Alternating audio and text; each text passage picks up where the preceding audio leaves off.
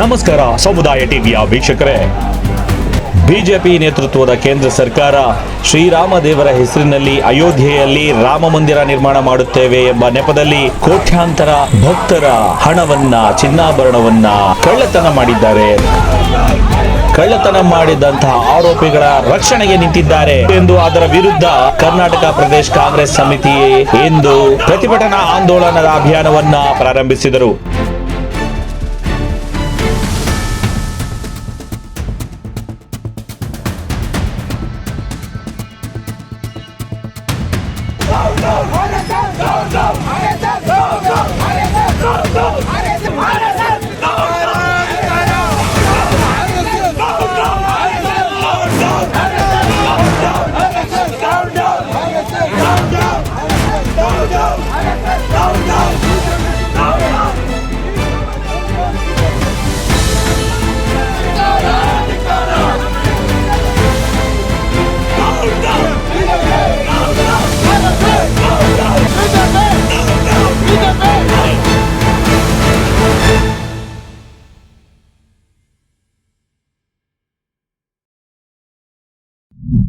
ಇವತ್ತು ದೇಶದಲ್ಲಿ ಶ್ರೀರಾಮನ ಹೆಸರಿನಲ್ಲಿ ಅಧಿಕಾರಕ್ಕೆ ಬಂದಂತಹ ಭ್ರಷ್ಟ ಬಿಜೆಪಿಗರು ಇವತ್ತು ಶ್ರೀರಾಮನ ಉಂಡಿ ಹಣವನ್ನು ಹಾಗೂ ಭಕ್ತರು ನೀಡಿದಂತಹ ಚಿನ್ನದ ಆಭರಣಗಳನ್ನು ಕದ್ದರೂ ಸಹ ಮೌನಕ್ಕೆ ಶರಣಾಗಿದ್ದಾರೆ.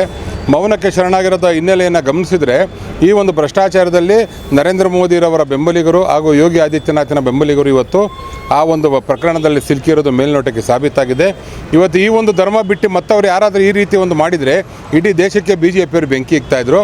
ಆದರೆ ಇವತ್ತು ಮೌನಕ್ಕೆ ಶರಣಾಗಿರೋದ್ರಿಂದ ನೋಡಿದ್ರೆ ಈ ಸಾರ್ವಜನಿಕರ ಹಣ ಹಾಗೂ ದೇವರ ಹಣವನ್ನು ಕದ್ದಂಥವ್ರ ರಕ್ಷಣೆ ಮಾಡ್ತಾಯಿದ್ದಾರೆ ನರೇಂದ್ರ ಮೋದಿ ಅನ್ನೋದು ಸಾಬೀತಾಗಿದೆ. RSSನವರು, ಸಂಘ ಪರಿವಾರದವರು, ಹಿಂದೂ ಪರಿಷತ್ನ, ವಿಶ್ವ ಹಿಂದೂ ಪರಿಷತ್ನವರು ಇವರೆಲ್ಲ ಸೇರಿ ದೇವರ ಹೆಸರಿನಲ್ಲಿ ದೇಣಿಗೆಯನ್ನು ಲೂಟಿ ಮಾಡಿದ್ರು. ಆ ಲೂಟಿ ಮಾಡಿರತಕ್ಕಂಥವರು ಇವತ್ತು ದೇವರನ್ನು ಇವತ್ತು ಅಪಪ್ರಚಾರ ಮಾಡಿ ಇವತ್ತು ಶ್ರೀರಾಮನ ಅಯೋಧ್ಯವನ್ನೇ ಕಲುಷಿತಗೊಳಿಸಿದ್ದಾರೆ. ಶ್ರೀರಾಮ ಮಂದಿರ ಉದ್ಘಾಟನೆಗೆ ಇಡೀ ದೇಶದಲ್ಲೇ ಅತ್ಯಂತ ಪ್ರಚಾರ ಪಡೆದಂಥ ಪ್ರಚಾರ ಪ್ರಿಯ ನರೇಂದ್ರ ಮೋದಿ ಅಂತ ಇವತ್ತು ಎಲ್ರಿಗೂ ಸಾಬೀತಾಗಿದೆ. ಅಂತಹ ಪ್ರಧಾನಮಂತ್ರಿಗಳು ಇವತ್ತು ಶ್ರೀರಾಮನ ಉಂಡಿಯನ್ನು ಕದ್ದಿರತಕ್ಕಂಥವ್ರ ವಿರುದ್ಧ ಒಂದೇ ಒಂದು ಹೇಳಿಕೆಯನ್ನು ಕೊಟ್ಟಿಲ್ಲ. ಯಾವ BJP ಕಾರ್ಯಕರ್ತನೂ ಒಂದು ಹೇಳಿಕೆ ಕೊಟ್ಟಿಲ್ಲ. ಆದ್ದರಿಂದ ಕೂಡಲೇ ನೈತಿಕ ಹೊಣೆ ಇವತ್ತು ಇವರು ರಾಜೀನಾಮೆ ಕೊಡಬೇಕು. ಏನು ಬುಲ್ಡೇಜರ್ ಬಾಬಾ ಯೋಗಿ ಆದಿತ್ಯನಾಥ ಇದ್ದಾನೆ ಆ ಸರ್ಕಾರನ ವಜಾ ಮಾಡಬೇಕಂತ ನಾವು ಈ ಪ್ರತಿಭಟನೆ ಮೂಲಕ ಆಗ್ರಹಪಡಿಸ್ತಾ ಇದ್ದೀವಿ. ಇವತ್ತು ವಿನೂತನವಾಗಿ ಶ್ರೀರಾಮನ ವೇಷಧಾರಿಗಳು ಬಂದು ಇವತ್ತು ನನ್ನ ಹೆಸರನ್ನ ಇವತ್ತು ದುರುಪಯೋಗ ಪಡಿಸ್ಕೊತಾ ಇದ್ದಾರೆ ಹಿಂದೂ ಪರಿಷತ್ತು ಹಿಂದೂ ಹೆಸರಿನಲ್ಲಿ.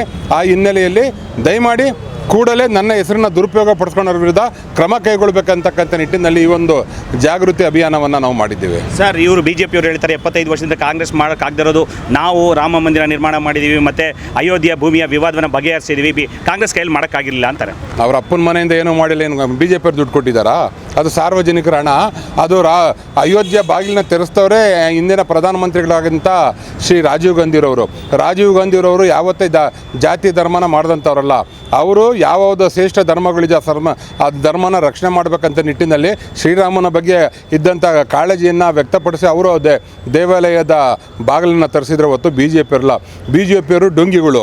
ಈ ಡೊಂಗಿಗಳು ಇವತ್ತು ವಿಶ್ವ ಹಿಂದೂ ಪರಿಷತ್ನಲ್ಲಿ ಹಿಂದೂ ಧರ್ಮದ ಹೆಸರಿನಲ್ಲಿ ರಾಜಕೀಯ ಮಾಡಿ ಲಾಭ ಪಡಿತಾರದು. ಈ ಡೊಂಗಿಗಳಿಂದ ಕಾಂಗ್ರೆಸ್ ಪಕ್ಷ ಕಲಿಬೇಕಾಗಿರತಕ್ಕಂಥ ಅವಶ್ಯಕತೆ ಇಲ್ಲ. ಇವರೊಬ್ಬರು ನಕಲಿ ಹಿಂದೂಗಳು ಅನ್ನತಕ್ಕಂಥದ್ದು ಇವತ್ತು ಸಾಬೀತಾಗಿದೆ. ಭಾರತದಲ್ಲಿರತಕ್ಕಂಥ ಪ್ರತಿಯೊಬ್ಬ ನಾಗರಿಕರು ಸಹ ಇವತ್ತು BJPಗೆ ತಕ್ಕ ಬುದ್ಧಿಯನ್ನು ಕಲಿಸಬೇಕು ಮುಂದಿನ ಚುನಾವಣೆಯಲ್ಲಿ ಅಂತ ಈಗಾಗಲೇ ತೀರ್ಮಾನ ಮಾಡಿದ್ದಾರೆ. ಸರ್, KPCCಯಿಂದ ಪ್ರಧಾನ ಕಾರ್ಯದರ್ಶಿಯಾಗಿ ತಮ್ಮ ಬೆಂಬಲಿಗರೊಂದಿಗೆ ಇವತ್ತು ಅಭಿಯಾನ ಪ್ರಾರಂಭ ಮಾಡಿದ್ರಿ. ಇದು ಇವತ್ತಿಗೆ ಮಾತ್ರ ಸೀಮಿತ ಇರುತ್ತೆ, ಇಡೀ ರಾಜ್ಯಾದ್ಯಂತ ಆಡ್ಕೊಂಡು ಹೋಗುತ್ತೆ? ಇಲ್ಲ, ಭ್ರಷ್ಟಾಚಾರದ ವಿರುದ್ಧ RSS ಕೋಮುವಾದಿಗಳ ವಿರುದ್ಧ ಈಗಾಗಲೇ ಮಾನ್ಯ KPCC ಅಧ್ಯಕ್ಷರು, ಮಾನ್ಯ ಮುಖ್ಯಮಂತ್ರಿಗಳೆಲ್ಲ ಈಗಾಗಲೇ ಕರೆಯನ್ನು ನೀಡಿದ್ದಾರೆ. ಭ್ರಷ್ಟಾಚಾರದ ವಿರುದ್ಧ ಯಾವತ್ತೂ ಕಾಂಗ್ರೆಸ್ ಪಕ್ಷ ಹೋರಾಟ ಮಾಡುತ್ತೆ. ಈ ರೀತಿ ನಕಲಿ ಹಿಂದೂಗಳು ಭಕ್ತರು, ಅಂಧ ಭಕ್ತರ ವಿರುದ್ಧ ಹೋರಾಟ ಮಾಡಲಿಕ್ಕೆ ಈಗಾಗಲೇ ನಮಗೆ ಸೂಚನೆ ಕೊಟ್ಟಿದ್ದಾರೆ. ಆ ಹಿನ್ನೆಲೆಯಲ್ಲಿ ನಾವು BJP ಭ್ರಷ್ಟ ವಿರುದ್ಧ ಈ ಹೋರಾಟನ ಮುಂದುವರಿಸ್ತೀವಿ.